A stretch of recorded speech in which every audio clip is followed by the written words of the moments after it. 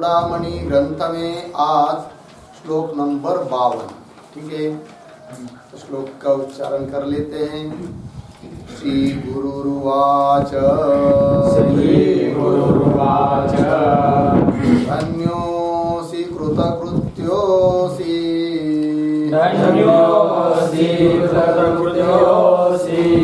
भावितं ते कुलं त्वया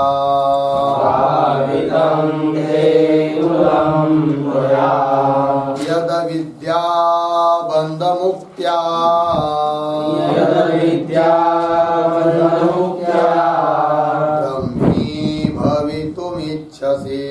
ब्रह्मी भवितुमिच्छसि धन्योऽसि कृतकृत्योऽसि भावितं ते कुलं त्वया यद् विद्या बन्धमुक्त्या ब्रह्मी भवितुमिच्छसि। धन्यः असि कृतकृत्यः असि पावितं ते कुलं त्वया यत् अविद्याबन्धमुक्त्या ब्रह्मी भवितुम इच्छसि। अन्वय लिखी भाई। धन्यः असि कृतकृत्यः असि त्वया ते कुलं पावितम्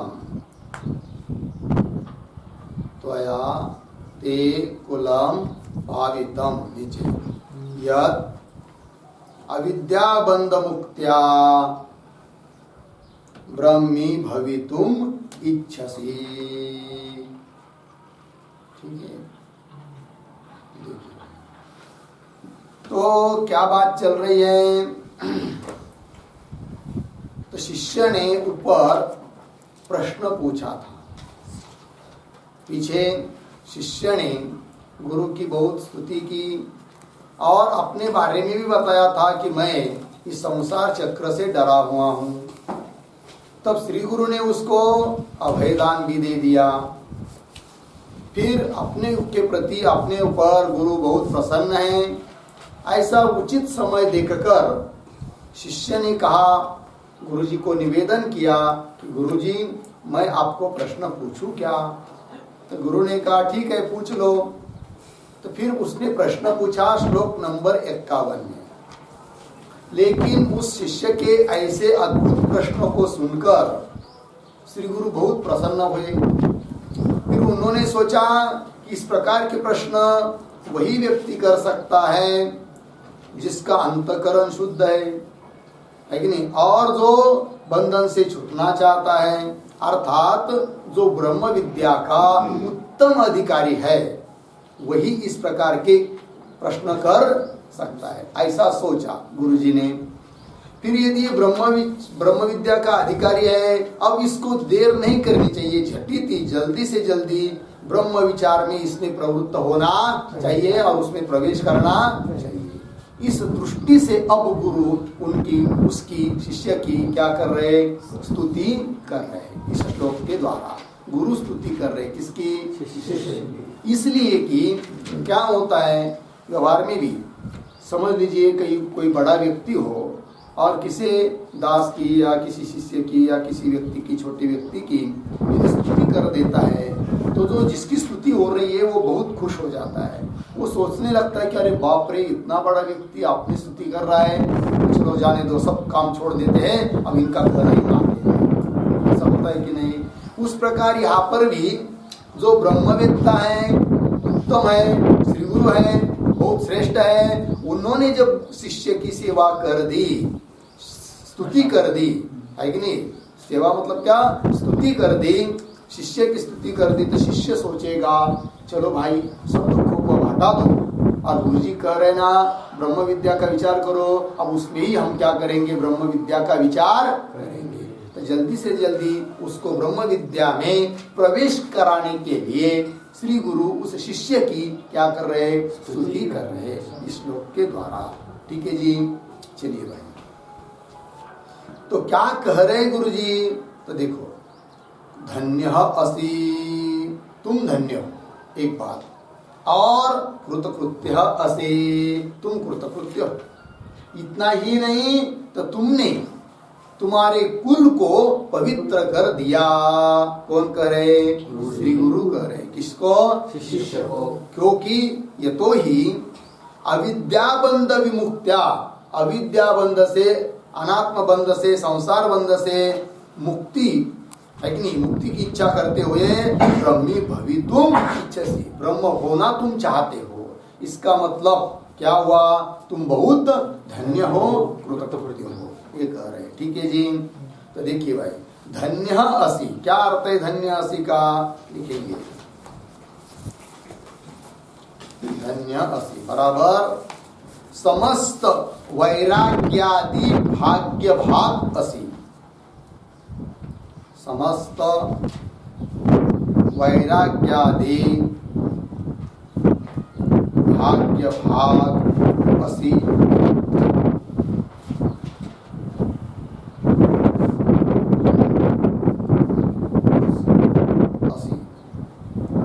जितने भी वैराग्यादि शम दम वगैरह प्रति श्रद्धा ये सब है, उनके तुम भागीदार हो, अधिकारी हो, वो तुम्हारे में है, इसीलिए तुम क्या हो जी? धन्य हो। ठीक है ना जी।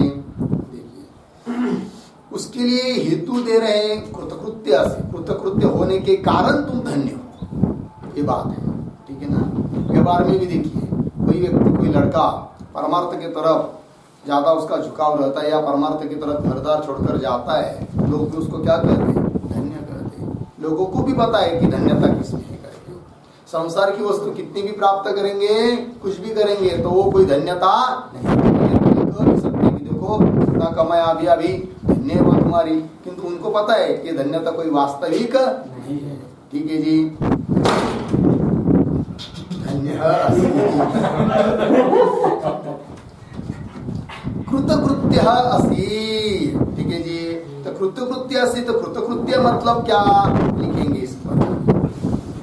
नंबर 1, शास्त्रविद कर्मानुष्ठानेन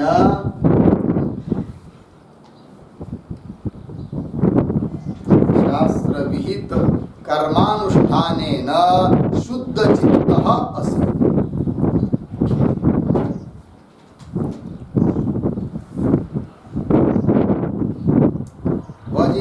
नंबर 2, एक बात हो गई और दूसरे वाक्य लिखिए।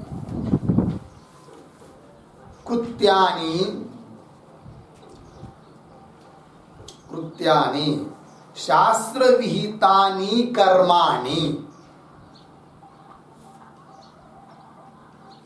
शास्त्र विहितानि कर्माणि कृतानि येन,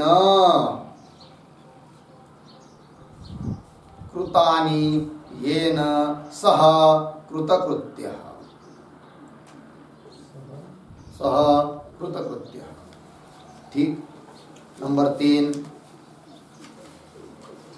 स्ववर्णाश्रमोचितानि,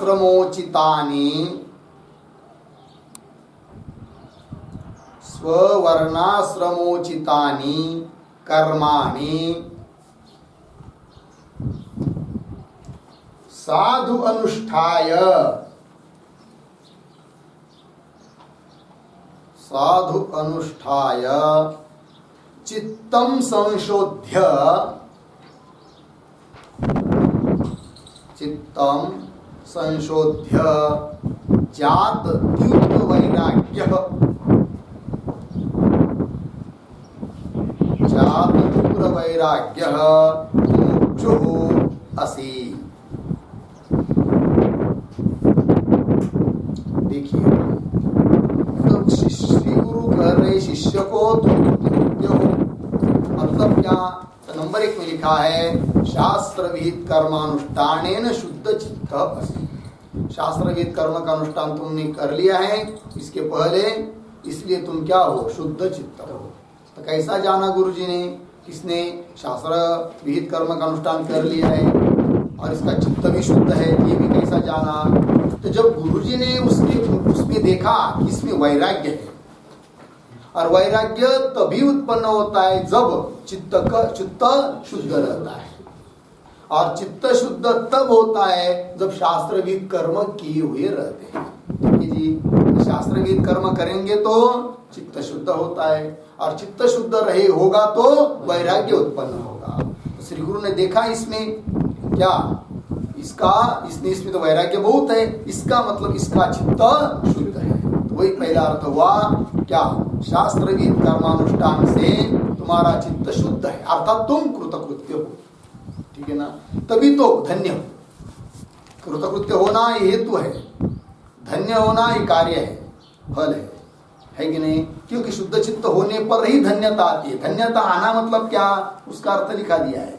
क्या लिखा जी, समस्त वैराग्यादि भाग्य भाग असी, समस्त वैराग्यादि से युक्त होना यही तो धन्य है। तो वैराग्यादि कब आते, फिर कृतकृत्य होने से। कृतकृत्य मतलब शुद्ध चित्त, तभी होता है ना, शुद्ध चित्त है तुम, अर्थात कृतकृत्य हो, इसीलिए धन्य हो। लग गया जी। तो कृतकृत्य का पहला अर्थ हुआ। दूसरा क्या, कृत्यानि शास्त्र विहितानि कर्माणि येन सकृता, है कि नहीं? कृत्यानि शास्त्र विहितानि कर्माणि कृतानि येन, कृत्यानि मतलब करने योग्य, कौन, शास्त्र विहित कर्म जो कि करने योग्य है, कृत्य है वो कर लिया है जिसने, कृतानि कर लिया है जिसने, उसको बोलेंगे क्या, कृतकृत्य हो गया जी। तीसरा लिखा था, वर्णाश्रमोचितानि कर्माणि, अपने अपने वर्ण के लिए और आश्रम के लिए जो कर्म विधान किए है शास्त्र ने, उसी के अनुसार, अपने वर्ण के अनुसार और आश्रम के अनुसार उचित जो कर्म है उसको साधु अनुष्ठाय, अच्छी तरह से अनुष्ठान करके फिर क्या होता है, चित्तम संशोध्य, चित्त को शुद्ध बनाकर जात तीव्र वैराग्य मुमुक्षुसि, तीव्र वैराग्य और तीव्र मुमुक्षु तुम में उत्पन्न हुआ है, अर्थात तुम क्या हो, कृतकृत्य। तीसरे अर्थ में तुम कृतकृत्य हो, इससे क्या द्योतित हुआ कि तीव्र वैराग्यवान तुम हो और मुमुक्षुता तुम्हारे पास है, ये सिद्ध हुआ, अर्थात कृतकृत्य हो। लग गया जी। ठीक है, फिर और क्या, और स्तुति कर रहे हैं, ते त्वया ते कुलम पावितम, है कि नहीं? कुलम, कुलम का अर्थ है वंशः, है कि नहीं? जब कोई व्यक्ति ब्रह्मवेत्ता बन जाता है तब उसने कई पीढ़ियों का उद्धार कर दिया होता है। पिता की तरफ की भी 21 पीढ़ियां और माता की तरफ की भी 21 पीढ़ियां, कुल मिलाकर कितनी हुई, 42 पीढ़ियां का उद्धार हो जाता है। बोलेंगे भाई ऐसा कैसा, है कि नहीं? क्योंकि आगे श्लोक आने वाले हैं, इसके बाद तुरंत क्या श्लोक आने वाले हैं कि जो प्रयत्न करेगा मोक्ष के लिए उसी को मोक्ष मिलेगा, अन्य को अभी कैसे 21 और 42 पीढ़ियां मुक्त हो जाती है कि नहीं? तो उसका उत्तर ये हो जाता है क्या, कि जो ब्रह्मवेत्ता बन जाता है ना, उसके पुण्य के प्रभाव से 21 पीढ़ा के लोग सात्विक बन जाते हैं। फिर उसमें धीरे धीरे ये सब उत्कर्ष होने लगता है, क्या, वैराग्य, श्रम, दम, श्रवण, फिर ज्ञान होकर वो भी मुक्त हो जाते हैं, ये उसका तात्पर्य है। ठीक है जी। चलिए भाई, तो कह रहे हैं कि त्वया ते कुलम, ते कुलम, ते तव कुलम, तुमने तुम्हारे कुल को पावितम, पावितम करता है पवित्रीकृत, पवित्र कर दिया है।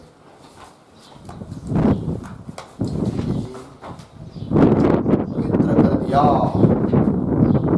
कोई कोई व्यक्ति पवित्र होता है, कोई स्थान पवित्र होता है, जैसे गंगा जी पवित्र है, या कोई तीर्थ क्षेत्र है काशी आदि, वो पवित्र होते हैं। कोई व्यक्ति पवित्र होता है। पवित्र होना मतलब क्या जी, पवित्र शब्द का अर्थ क्या है, तो पवित्रम बराबर नंबर 1 शुद्धि हेतु, शुद्धि हेतु। नंबर 2 पाप विनिर्गमन कारणम, पाप विनिर्गमन कारणम, पाप विनिर्गमन कारणम। ठीक है जी। चलिए भाई, पवित्र उस चीज को कहते हैं जहां हम लोग जाने के बाद क्या हो जाते हैं, शुद्ध बन जाते हैं। उस चीज को क्या बोलते हैं, पवित्र। फिर वो व्यक्ति हो सकता है, तीर्थ हो सकता है, स्थान हो सकता है, या गंगा जी आदि नदी भी हो सकती है, ठीक है ना। तो क्या होता है, समझ लीजिए हम लोग गंगा जी गए, स्नान किया, तो हम तो शुद्ध हो ही जाएंगे। और हमको शुद्ध किया किसने, गंगा जी ने, अर्थात गंगा जी क्या हुई, पवित्र।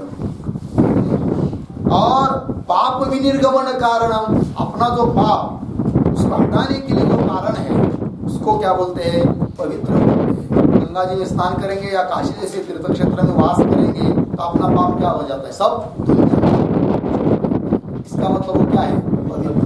संत भी पवित्र होते हैं, उनका स्पर्श होने से, उनकी दृष्टि अपने ऊपर पड़ने से भी हम लोग क्या हो जाते हैं जी। देखिए भाई, तो कह रहे तुम तो, श्री गुरु कह रहे शिष्य को, तुम तो पवित्र हो गए, किंतु तुम्हारी पवित्रता के कारण तुम्हारा कुल भी क्या होएगा, हो गया, पवित्र हो गया। ठीक है जी। और कहा भी है, इस प्रकार का एक वचन भी आता है, क्या, लम पवित्रम जननी कृतार्था विश्वम भरा पुण्यवती च तेन अपार सच्चित सुख सागरेस्मिन् लीनं परब्रह्मणि यस्य चेतः। सबको याद हो गया श्लोक, इसलिए लिखने की जरूरत नहीं हो तो लिख लीजिए, जिसको लिखना हो तो। जी क्या बता रहे हैं, कुलम पवित्रम जननी कृतार्था, कुलम पवित्रम जननी कृतार्था,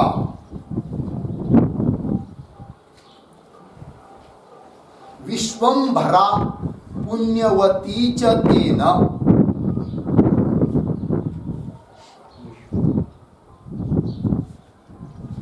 विश्वम भरा पुण्यवती च तेन।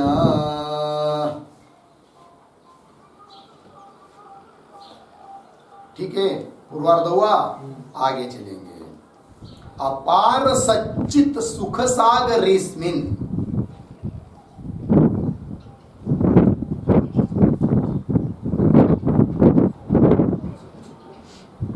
अपार सच्चित सुख सागरेस्मिन् लीनं परब्रह्मणि यस्य चेतः,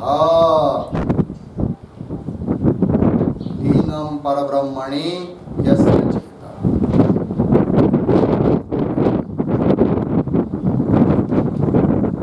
कुलम पवित्रम जननी कृतार्था विश्वम्भरा, विश्वम्भरा कहते पृथ्वी को, विश्वम्भरती विश्वम्भरा, समस्त विश्व का भरण पोषण करने वाली कौन है, पृथ्वी है।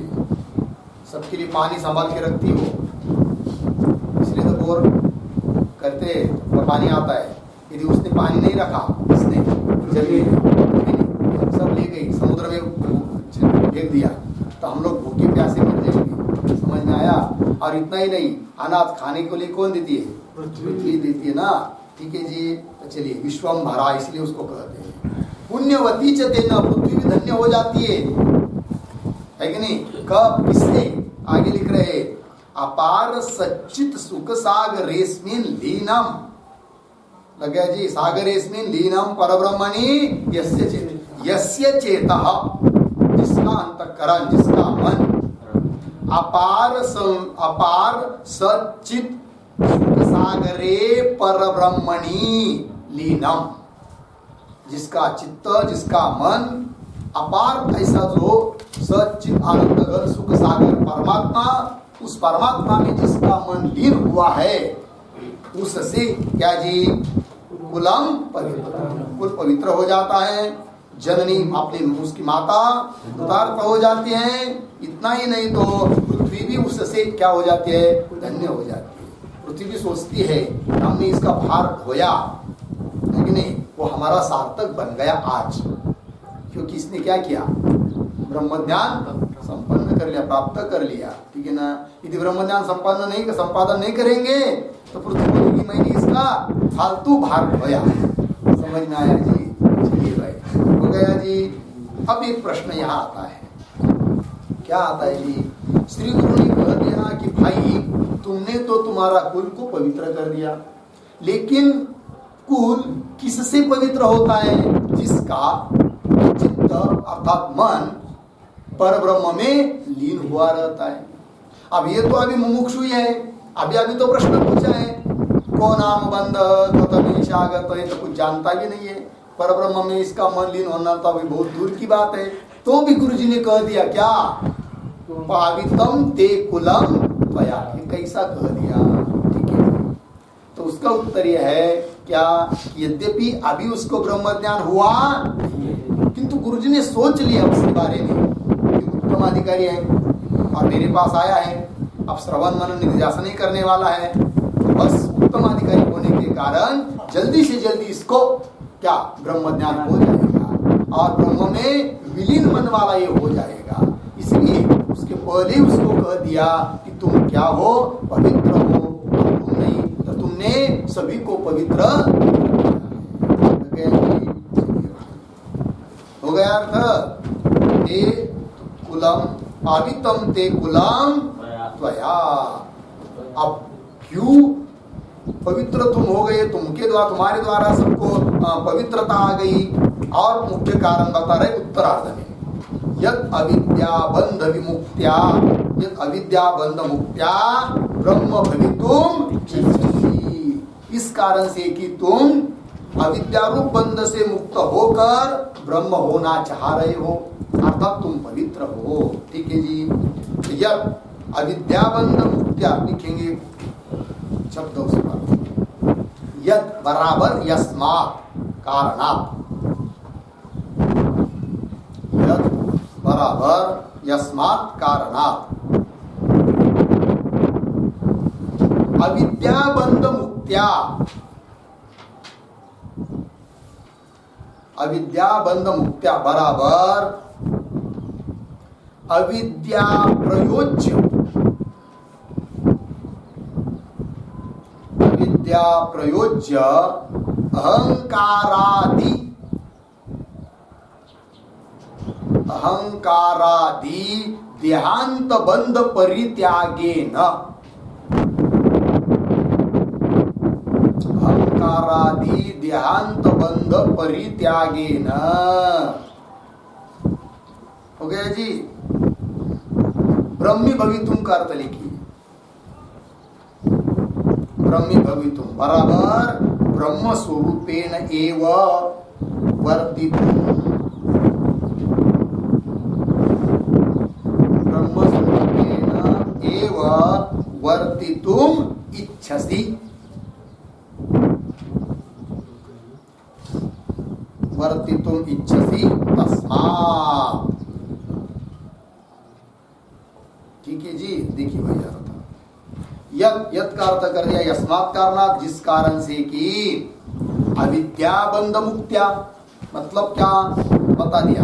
अविद्या बंध मुक्त, अविद्या प्रयोज्य, अविद्या से होने वाली जो अहंकारादि देह तक, अहंकार से लेकर देह तक देहांत बंध परित्यागेन, है कि नहीं? अविद्या बंध मुक्त्या, उसका परित्याग पूर्वक, अहंकार आदि देह आदि सब बंधन का परित्याग पूर्वक तुम क्या चाह रहे हो? ब्रह्मी भवितुम इच्छसि। ब्रह्मी भवितुम इच्छसि मतलब ब्रह्म स्वरूपेण एव वर्तितुम इच्छसि, बस ब्रह्म स्वरूप में ही तुम होना चाहते हो, अर्थात मोक्ष चाहते हो। ठीक है ना? तस्मात्, इसलिए क्या जी? तस्मात् धन्यः असि, कृत्यसि, त्वया ते कुलम पावितम असि। लग गया जी। इस प्रकार के तुम हो, ऐसी स्तुति कर दिया। ठीक है जी। चलिए भाई, क्योंकि इस प्रकार का जो उत्तम अधिकारी होता है वह इसी जन्म में ज्ञान संपादन करके मुक्त हो जाता है, स्त्री गुरु को पता है। वही बात का द्योतन यहाँ पर हो गया। ठीक है जी। आगे चलेंगे, आगे के श्लोक में। ऋणमोचन कर्तारः, ऋणमोचन कर्तारः, पितुस्सन्ति सुतादयः, पितुस्सन्ति सुतादयः, बन्धमोचन कर्ता तु, बन्धमोचन ऋणमोचन कर्ता तु स्वस्मादन्यो न कश्चन स्वस्मादन्यो न कश्चन ऋणमोचन कर्ता सन्धिषु साधयः बन्धमोचन कर्ता तु स्वस्मादन्यो न कश्चन ऋणमोचन कर्तारः सन्ति सुतादयः ऋणमोचन कर्ता तु स्वस्मात् अन्यः न कश्चन पितुः ऋणमोचन कर्तारः पितुः ऋणमोचन कर्तारः सुतादयः सन्ति। ठीक, नीचे के लेंगे तो बंधमोचन कर्ता स्वस्मात् अन्यः कश्चन न। ठीक है जी, देखिए भाई हिंदी में क्या ऊपर शीर्षक दिया है यहाँ? हाँ, स्वप्रयत्न की प्रधानता, मतलब मोक्ष पाने के लिए। और बाकी के सब तो सहकारी कारण है, पीछे भी बताया था एक बार, है कि नहीं। और अपना प्रयत्न ही क्या होता है जी? मुख्य होता है कि नहीं। अपने को ही मुक्त होना है। और लोग तो अपने मुख में घास रख सकते हैं, है कि नहीं। देखिए जो कवल होता है, घास घास मतलब वो तृण नहीं लेना है यहाँ पर, नेवला बोलते हैं क्या? चलो भोजन का नेवला घास, है कि नहीं। मराठी में घास है ना, तो लोग अपने मुख में तो रख सकते हैं, किंतु चबाना और गिलना ये तो अपने को ही करना पड़ता है, और कोई कर नहीं सकता। उसी प्रकार मोक्ष पाने के लिए बाकी के तो सहकारी कारण है। पंगत देने वाले पंगत दे रहे हैं, आश्रय देने वाले आश्रय दे रहे हैं, है कि नहीं। पढ़ाने वाले पढ़ा रहे हैं, लेकिन आगे का काम तो किसको करना पड़ेगा? हम लोगों को ही करना पड़ता है। तो वही बता रहे, प्रयत्न बहुत मुख्य होता है जी। ठीक है जी, मोक्ष के लिए, परमार्थ के लिए प्रारब्ध को बीच में लाना नहीं। प्रारब्ध संसार के लिए है, ठीक है जी। देह जी रहा है प्रारब्ध के बल से, किंतु उसके द्वारा जब हमको मोक्ष पाना है तो अपने लिए ही अपना प्रयत्न करना पड़ेगा, वही कह रहे हैं। तो क्या अन्वय हुआ ना? देखिए भाई, पितुः ऋणमोचन कर्तारः सुतादय सन्ति। सुतादय सुतादय करते हैं पुत्र पौत्रादय, पुत्र पौत्र आदि आदि। ये क्या कर सकते हैं जी? पिता को ऋण से मुक्त करा सकते हैं, है कि नहीं। किंतु मोक्ष यदि करना है तो स्वयं को ही करना पड़ता है। क्या लिखे शब्द? पितुः ऋणमोचन करता, पिता को ऋण से मुक्त कराने वाले पुत्र पौत्रादिक होते हैं। ठीक, तू परंतु बंधमोचन करता, बंध से मुक्त कराने वाला तो स्वस्मात् अन्यः कश्चन न, अपने अलावा और दूसरा कोई नहीं है। लगे जी, चलिए। तो ऋणमोचन करता रहा, इस पर एक छोटा वाक्य लिखिए। ऋणात् शास्त्रीयात् लौकिकात् वा, ऋणात् शास्त्रीयात् लौकिकात् वा मोचयन्ति, मोचयन्ति अर्धविराम पुत्र प्राप्त्या तद्वाक्यानुपालनेन, तद्वाक्य अनुपालनेन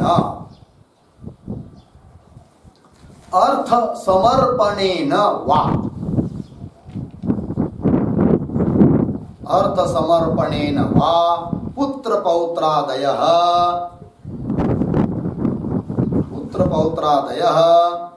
ऋणमोचन कर्तारः भवन्ति।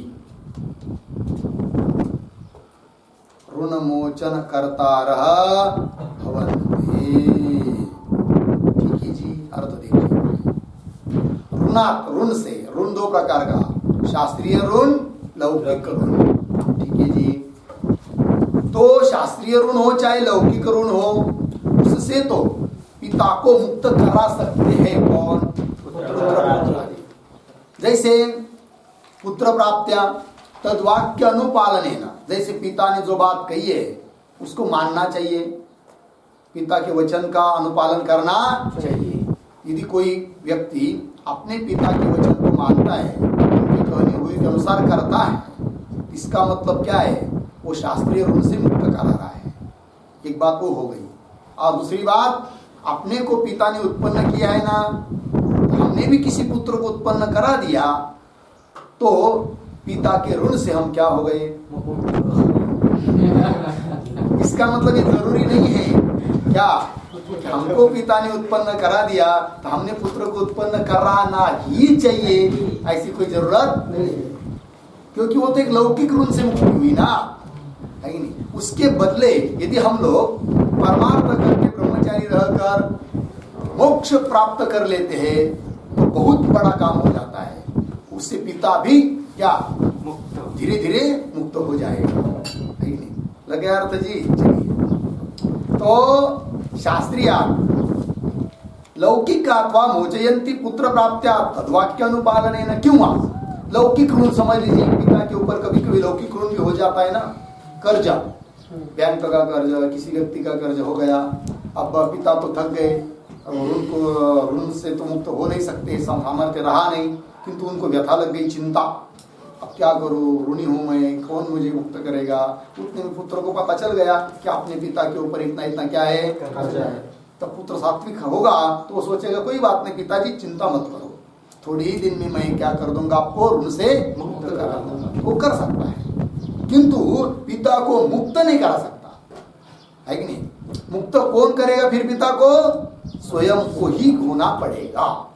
सहकारी तो है, क्योंकि उसने ब्रह्म ज्ञान संपादन किया पुत्र ने, तो उससे कुछ पुण्य तो इसको मिलेगा। समझ में आया कि नहीं? किंतु अंतिम बात जो ब्रह्म ज्ञान है वो तो स्वयं को ही संपादन करना पड़ता है, उसके लिए और कोई कारण नहीं होता है। ठीक है जी, चलिए। पितुः ऋणमोचन कर्तार पुत्र सुतादय संति, लग गया? आगे तू नाम परंतु बंध मोचन करता स्वस्मात् अन्य कश्चन न, बंध से मुक्त कराने वाला अपने अलावा दूसरा कोई हो नहीं सकता। ठीक, बंध मोचन करता, एक शब्द, अनात्माहंकारादे,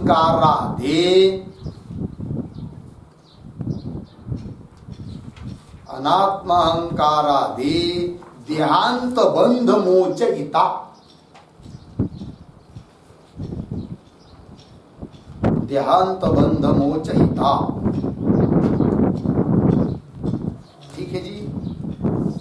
अहंकार आदि से लेकर देह तक जितना भी बंधन है उनसे मुक्त कराने वाला स्वस्मात् अन्य कश्चन, है कि नहीं? अध्यास हमको हुआ है, भ्रम हमको हुआ है, दुख हमको हो रहा है, जन्म मरण आदि संसार की प्रवृत्ति हमको आ रही है, तो उससे मुक्त भी कौन करेगा? हमको ही हो रहा है। ठीक है ना? स्वस्मात् अन्य न कश्चन, एक वाक्य उस पर, स्वस्य अंतकरणादि,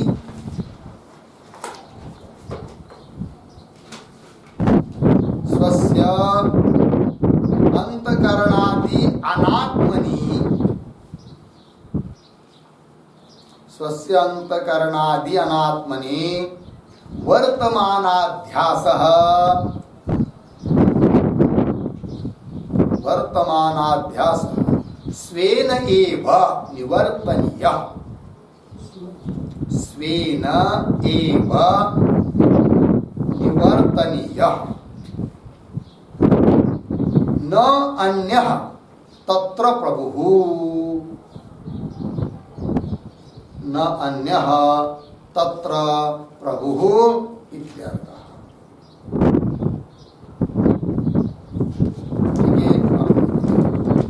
स्वस्य अंतकरणादि अनात्मनि, स्वयं को ही भ्रम हुआ है ना, अंतकरणादि जो अनात्म पदार्थ है, अनात्मनि उसके जो विद्यमान अध्यास, हम हम लोगों को हुआ है, तो हम लोगों का लोगों को जो अध्यास हुआ है उससे उसकी निवृत्ति भी कौन करेगा? हम करेगा। जिसको रज्जु के ऊपर सर्प की प्रतीति आ रही है, तो सर्प की निवृत्ति फिर दूसरा कोई कर सकता है क्या? नहीं, उसको ही करना पड़ेगी। अज्ञान को हटाकर अर्थात रज्जु का ज्ञान संपादन करके, रज्जु का ज्ञान हुआ तो रज्जु का अज्ञान चला गया, अज्ञान गया तो सर्प भी चला गया।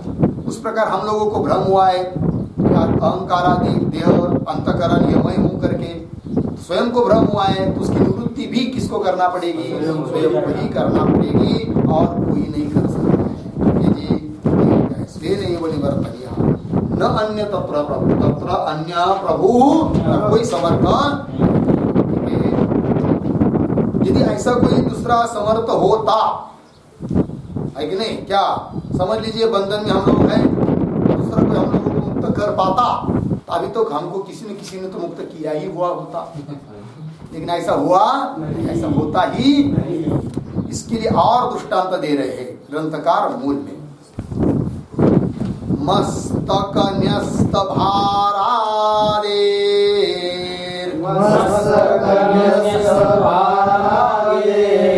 दुःखमन्यैर्निवार्यते क्षुधादिकृत दुःखं तु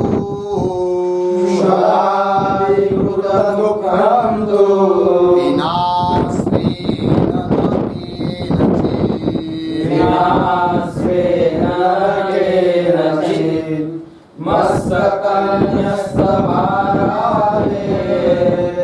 दुःखमन्यैर्निवार्यते क्षुधादिकृतदुःखं तु विनाशेन न केनचित्। मस्तक न्यस्त भारादेः दुःखम अन्यैः निवार्यते क्षुधादिकृत दुःखम तो बिना स्वेन न केनचित्। दोनों श्लोक याद करने में 53-54 मोचन करता रह और मस्तक न्यस्त। ठीक है जी, अन्वय देखिए। पहली पंक्ति सरल है, मस्तक न्यस्त भारादेहे दुःखम अन्यैः निवार्यते। ठीक है जी, नीचे तो क्षुधादिकृत दुःखम,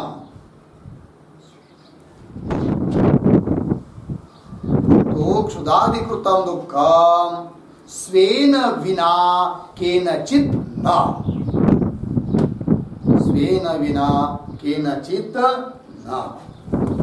ये जी अर्थ देखिए क्या बता रहा है इस श्लोक में, दृष्टांत देकर इस बात को समझाना चाह रहे ग्रंथकार कि बंध कैसा है जी, स्वानुभव सिद्ध है। क्या बंध कैसा है? स्वानुभव सिद्ध है। जीव दशा किसको प्रतीत हो रही है? हम लोगों को। तो स्वानुभव सिद्ध यदि बंध है, उसकी निवृत्ति भी स्वेन एव कर्तव्य, अपने द्वारा करना पड़ती है। इसके लिए दृष्टांत देखिए, मस्तक न्यस्त भारादेह दुःखम। समझ लीजिए कोई व्यक्ति है और उसके सिर के ऊपर बहुत बड़ा भार दे दिया, वजन दे दिया,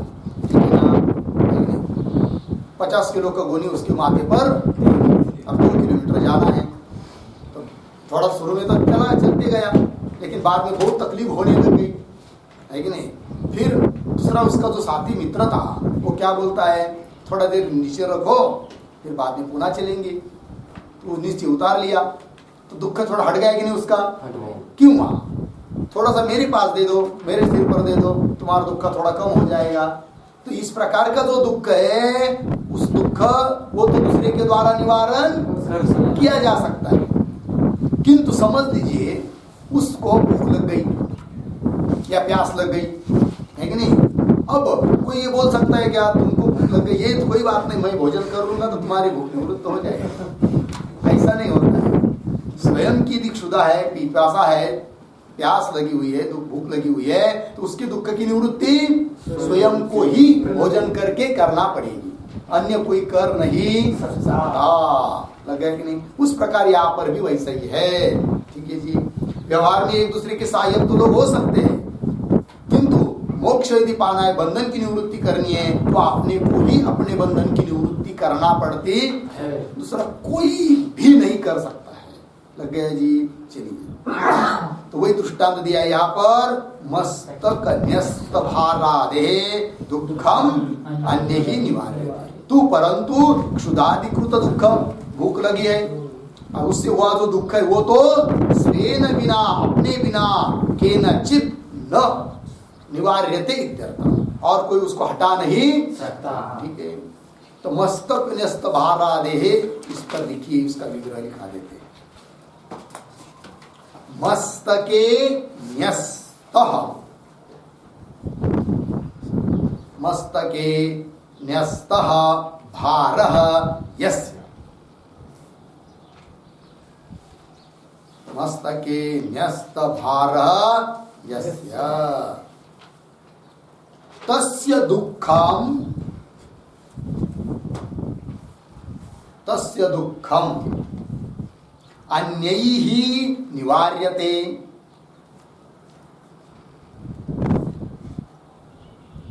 अन्यैः निवार्यते।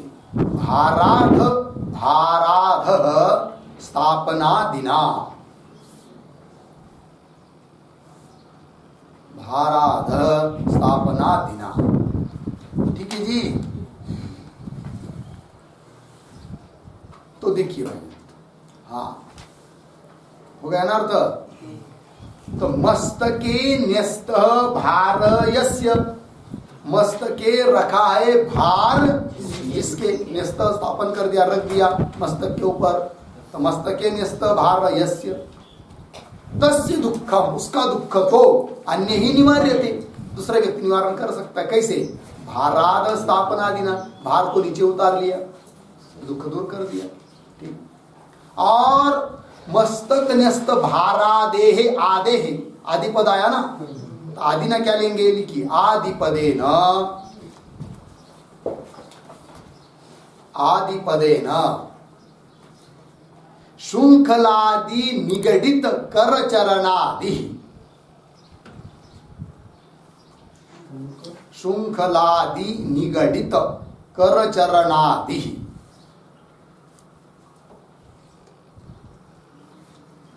तस्य दुःखम्, तस्य दुःखम् शुंखलादि मोचनेन,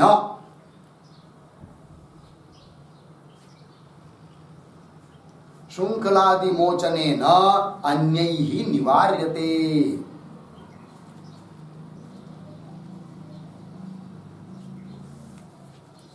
ठीक, अर्थ देखिए भाई, क्या अर्थ हुआ दूसरे आदिपद से? शुंखलादि निगडित कर चरणादि, समझ लीजिए किसी को बांध रख दिया किसी ने, श्रृंखला से, सकड़ी से या रज्जू से बांध दिया, उसके निगडित कर दिया, कर चरणादि बांध दिया, जाम। ठीक है, फिर वो व्यक्ति चला गया, फिर 2 दिन हो गए और रो रहा है, तब किसी ने देख लिया, अरे इसको तो बांध के रखा है किसी ने, चलो इसका बंधन छोड़ देते। ठीक है ना, फिर उसके बंधन उसने क्या कर दिया? काट दिया। तो श्रृंखला से उसको मुक्त करा दिया कि नहीं? करा दिया। ये तो कर सकता है आदमी, किंतु कुछ दुख ऐसे होते हैं कि जो दूसरे के द्वारा निवारण नहीं किया जा सकता। कौन है वो? उदाहरण दिया, क्षुधाधिकृत दुःखम तु स्वेन विना निवार्यते। एक वाक्य की इस पर, क्षुधाधिकृत दुःखम, क्षुधाधिकृत दुःखम स्वेन विना, स्वेन विना केनचित् अन्येन, केनचित् अन्येन न निवार्यते इत्यर्थः।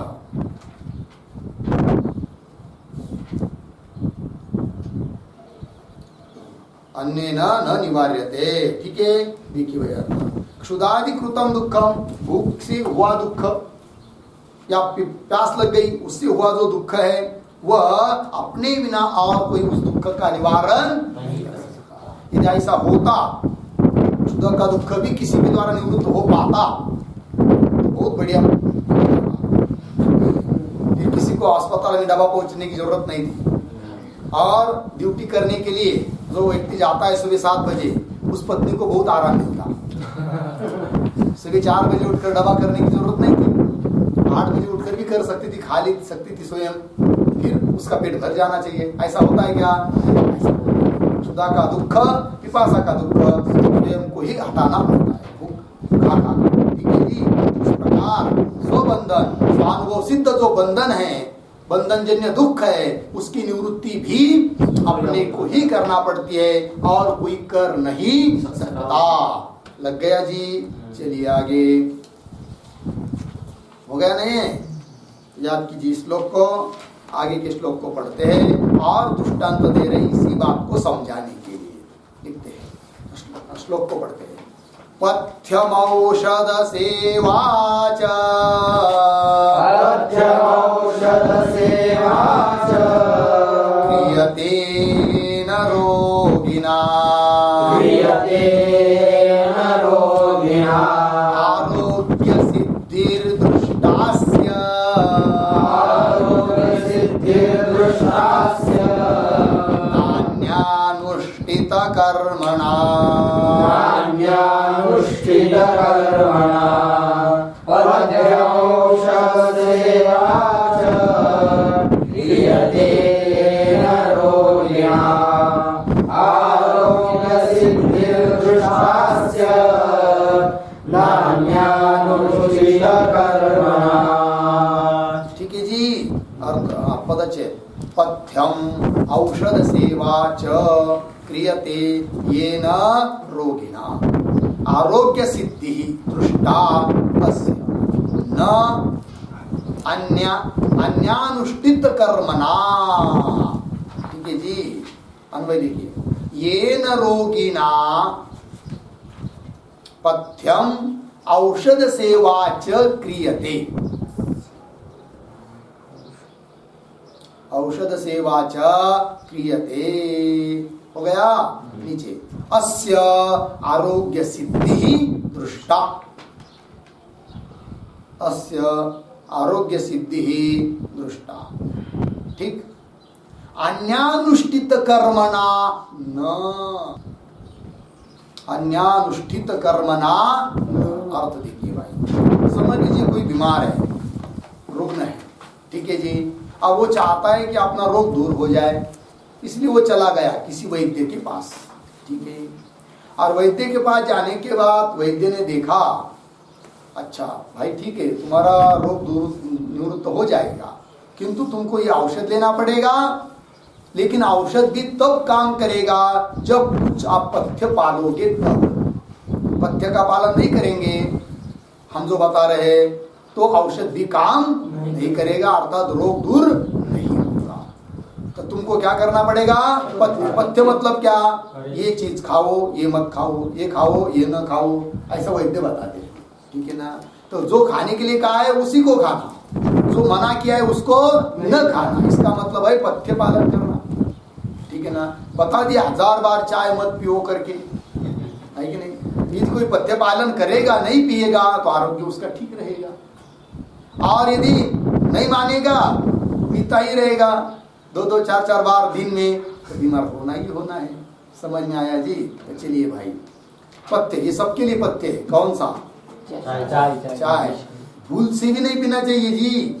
यदि कोई देगा एंडोसल्फान 1 कप, सुनो भाई, 1 कप और 1 कप चाय देगा कोई, तो उसको बोलना ठीक है, हम एंडोसल्फान 20 उसको पसंद करेंगे, चाय को। इसलिए तो एंडोसल्फान पिएंगे तो एक ही बार मरेंगे, चाय से रोज रोज आदमी मरता है। इसलिए रोज रोज क्यों मरना, एक बार मर जाओ। ठीक है जी। अब भूल से भी चाय नहीं पीना। चाय शब्द भी मुख में आया तो स्नान करना चाहिए। हाँ जी, समझ में आया? चलो आगे। नाम बदल देंगे चाहे, ऐसा नहीं है। पथ्यम औषध सेवा। देखिए जी, पथ्य भी लेना करना पड़ेगा और औषध सेवन भी करना पड़ेगा। जो रोगी करेगा उसका ही क्या होगी? अस्य आरोग्य सिद्धि ही दृष्टा। उसके आरोग्य उसको आ जाता है कि नहीं, टनाटन बन जाता है, वो आरोग्य ठीक हो जाता है उसका। समझ में आया? क्रियते लिखा है कि नहीं, लिखेंगे वाक्य उस पर। येन रोगिणा पथ्यम सेव्यते, येन रोगिणा पथ्यम सेव्यते, औषध सेवा च क्रियते, औषध सेवा च क्रियते, तस्य एव आरोग्य सिद्धि दृष्टा। औषध सेवा च क्रियते, औषध सेवा च क्रियते, तस्य एव आरोग्य सिद्धि दृष्टा। अन्येन पथ्यम औषध सेवा, अन्येन पथ्यम औषध सेवा क्रियते चेत, क्रियते चेत अन्यदीय रोग निवृत्ति न, अन्यदीय रोग निवृत्ति न दृष्टा। ठीक है जी, देखिए अर्थ। ये न रोगिना, जो रोगी पथ्य का सेवन करता है, मानता है पथ्य को, और औषध सेवा च क्रियते, मतलब औषध ग्रहण करता है, सेवन करता है, खाता है, तस्यैव आरोग्य सिद्धि दृष्टा। समझ लीजिए, इसको पथ्य पालन नहीं हो रहा है, औषधि बहुत कड़ू होने के कारण नहीं लेना चाह रहा है, तब उसका मित्र यदि बोलेगा ठीक है कोई बात नहीं, मैं करता हूं पथ्य, मैं लेता हूं औषध, तुम मत लेना, यदि वो ले लेगा औषध और पथ्य भी करेगा, इसका रोग निवृत्त होगा क्या? नहीं हो सकता है। जिसको रोग निवृत्ति की इच्छा है ना, उसको ही लेना पड़ेगा क्या? औषध। वही लिखा है, अन्येन पथ्यम औषध सेवा क्रियते चेत, अन्य दूसरा कोई व्यक्ति पथ्य करता है और औषध सेवन करता है तो अन्यदीय दूसरे का रोग निवृत्त नहीं हो सकता है। लग गए जी? तो चलो, तो इससे क्या हुआ? इस दृष्टांत से भी यही इसी बात की सिद्धि हुई, बंधन की निवृत्ति और मोक्ष की प्राप्ति यदि हमको चाहिए तो प्रयत्न भी हमको ही करना पड़ेगा, और कोई प्रयत्न करेगा उससे कुछ होने वाला नहीं है। ठीक है, वही लिखा है, अन्यानुष्ठित कर्मणा न, अन्य कोई पथ्य सेवन करेगा, औषध सेवन करेगा, मतलब कर्म का इस प्रकार से अनुष्ठान करेगा तो दूसरे की रोग निवृत्ति दूसरे के द्वारा हो नहीं सकती। यहाँ पर दो चीज लिया है, पथ्यम औषध सेवा। इससे क्या द्योतित होता है? एक वाक्य लिखेंगे, पथ्यम औषध सेवा च, पथ्यम औषध सेवा च इति द्वय कथनेन, इति द्वय कथनेन दृढ़तर साधन चतुष्टय संपत्ति, दृढ़तर साधन चतुष्टय संपत्ति वेदांत श्रवणम च, वेदांत श्रवणम च ज्ञान हेतु इति व्यंजितम, ज्ञान हेतु इति व्यंजितम। ठीक है जी, देखिए भाई, दृष्टांत में दो बात कही, पथ्य और औषध सेवन। इससे पता चलता है कि मोक्ष पाने के लिए हम लोगों को भी दो चीज चाहिए, एक तो दृढ़ साधन चतुष्टय संपत्ति चाहिए, विवेक वैराग्य समाज का मोक्ष, तो ये क्या चाहिए? दृढ़ चाहिए, एक बात। और दूसरी बात वेदांत श्रवण, उपनिषदों का श्रवण, वेदांत शास्त्र का श्रवण, विवेक चूड़ामणि का श्रवण, ये भी चाहिए, तभी क्या होगा? मोक्ष की प्राप्ति होगी। तो साधन चतुष्टय संपन्न होना मतलब पथ्य का पालन है कि, क्योंकि मन का निग्रह, इंद्रिय का निग्रह है कि नहीं, मन को इंद्रियों को अपने अपने विषय की तरफ नहीं जाने देना है, कि क्या हुआ? पथ्य। और वेदांत आदि श्रवण करेंगे, ये हुआ औषध सेवन। तो उससे क्या होगा जी? बंधन जो रोग हम लोगों को अनादिकाल से लगा हुआ है, बंधन रूप रोग, तो वो क्या हो जाएगा? निवृत्त हो जाएगा। ठीक है जी, बस आगे का विचार। ओम पूर्णमदः पूर्णमिदं पूर्णात् पूर्णमुदच्यते पूर्णस्य पूर्णमादाय पूर्णमेवावशिष्यते। ओम शांति शांति शांति।